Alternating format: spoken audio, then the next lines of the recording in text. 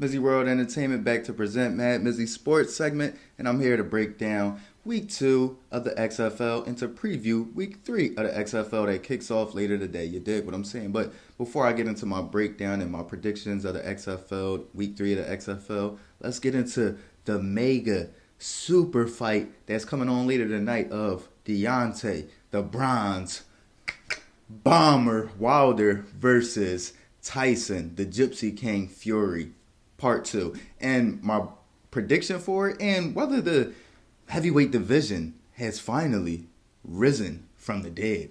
Now let's get into the first part. The first part. My first part I'm going to break down has the heavyweight division really risen from the dead, and in my opinion, I'm going to go on the borderline of yes, but it could easily fall back to being completely dead if Deontay Wilder kills Tyson Fury in this second fight. If Deontay Wilder kills Tyson Fury within the first 4 or 5 rounds of this fight, how can you say that the heavyweight division is back? It's not. You would say that Deontay Wilder is carrying it, but going forward, do you really think that Anthony Joshua, who had problems against, who was that, Anthony Ruiz, whoever the fuck fat boy was, no disrespect, but whoever the big guy was that looked like what's Butterbean out there, he got knocked out by Butterbean. You really think he could beat Deontay Wilder? It sounds good. It can be promoted. But with that chin, you're going to get caught by Deontay. And from Anthony Joshua's past, he ain't going to stand. He ain't going to stand on it. You feel what I'm saying? So with that being said, I'm going to say yes, but it could easily fall back to being completely dead and 6 feet deep if Deontay Wilder straight up kills Tyson Fury in this fight. Because I don't see, if that happens, I don't see the Anthony Joshua fight being able to be promoted as hard. The Deontay Wilder versus Anthony Joshua fight. And Anthony Joshua seemed like he don't want to fight Deontay Wilder anyway.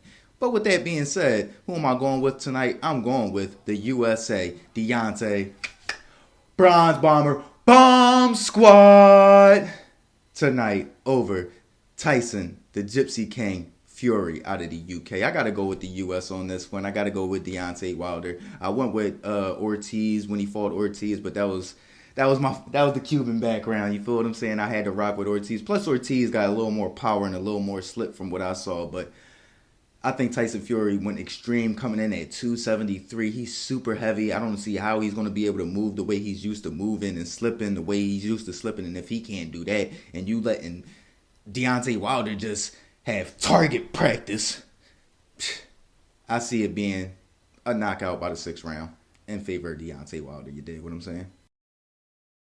Now it's time to get into the breakdown of week 2 of the XFL and the 3 things that stood out to me from week 2 of the XFL. The first thing that stood out to me from week 2 of the XFL, I don't know why I keep saying week 2 of the XFL, that just seems repetitive, but the first thing that really stood out to me was that the Tampa Bay Vipers need Aaron Murray. They have such a good team. Their defense is so dominant, but they turn the ball over at such an alarming rate. The bull, what's his name?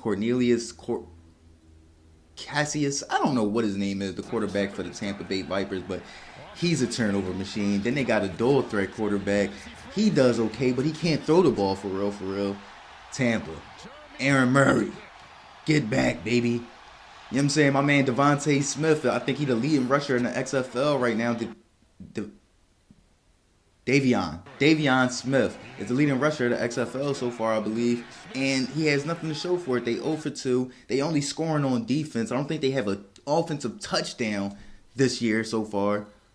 Aaron Murray is vastly needed. You dig what I'm saying? The second thing that stood out to me, we finally had a 3-point play converted. A 3-point play is an extra point that is attempted from the 10-yard line, and we finally had one of those plays be converted. And I think it was the LA Wildcats versus the Dallas Renegades game when the LA Wildcats were making a push towards a comeback. They had a 9-point drive, scored a deep ball touchdown. It was a great sequence. Deep ball touchdown, boom. Then they come back and they get the 3-point play, boom, 9 points.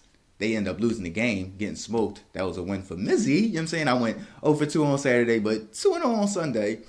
But that was the second thing that stood out to me. We finally had a 3-point play converted. And the last thing that stood out to me is how dominant the DC defenders are. They are, I'm not going to say they're clearly the best team in the league, but Houston and DC are clearly the two best teams in the XFL thus far.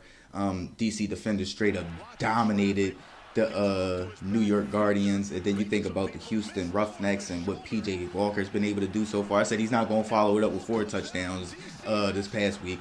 He followed it up with 3 though. You feel what I'm saying? So shout out to PJ Walker, shout out to the Houston Roughnecks and the DC Defenders. They definitely seem like they're head and shoulders above the rest of the league right now. So let's get into the predictions for the XFL Week 3's games. We're going to start off with Saturday's game. The first game that's coming on later today, is the Houston Roughnecks versus the Tampa Bay Vipers. I want the Tampa Bay Vipers to get their first win, but I do not see it happening. They have a great defense, but I see PJ Walker making enough plays to get over the hump. I see it being a dominant win for the Houston Roughnecks in Tampa Bay. I ain't going to really say a score, but I'm going to say at least a 2-score W for the Houston Roughnecks in that game. The last game for the day is the Dallas Renegades versus the Seattle Dragons. I feel as though the Seattle Dragons are the worst team in the league, and I think the Dallas Renegades are about to hit their stride with Landry Jones coming back. And another reason I'm taking the Houston Roughnecks over the Tampa Bay Vipers is that Aaron Murray's not coming back this week.